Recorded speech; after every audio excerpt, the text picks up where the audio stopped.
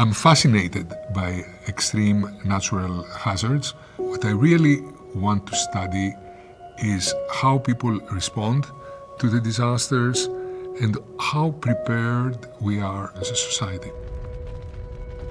After the disaster happens, I go out on the field and primarily learn how people reacted just before the disaster, during the disaster, and afterwards. That way, one can help build more resilient communities.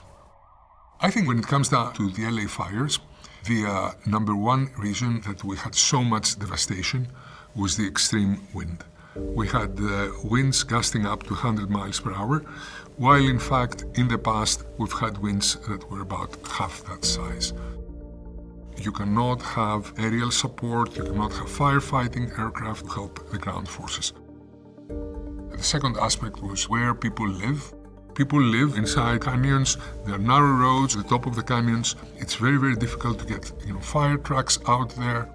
This was going to end up being a scenario where we've got to go in and search every burned structure really for potential victims that didn't get out in time, didn't get the warning, chose not to evacuate, maybe couldn't evacuate because they didn't know about it yet.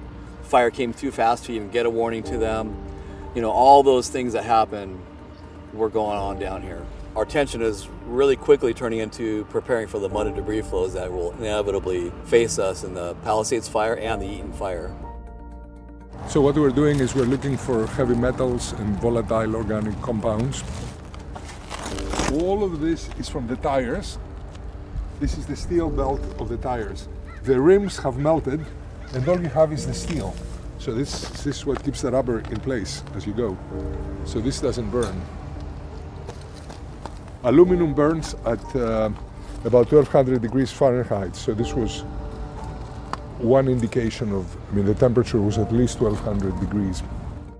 I don't think here we have ever gone through the exercise of actually opening up 50, 70, 100 hydrants simultaneously and checking to see in different parts of the city what is the pressure variation, how is the entire system is going to respond to this huge need for water all at the same time.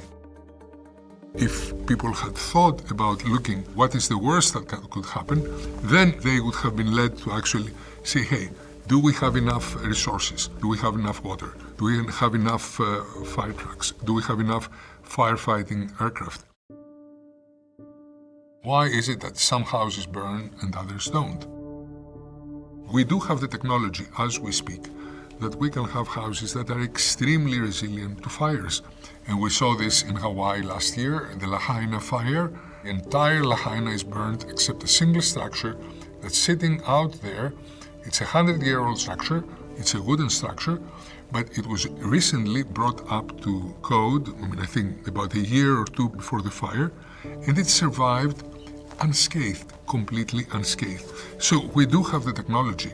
Just like we do have the technology to have incredibly good fire models and look at the spread of the fire and to be able to make reasonable decisions. The question is why we're not using the technology, and this is something we need to address.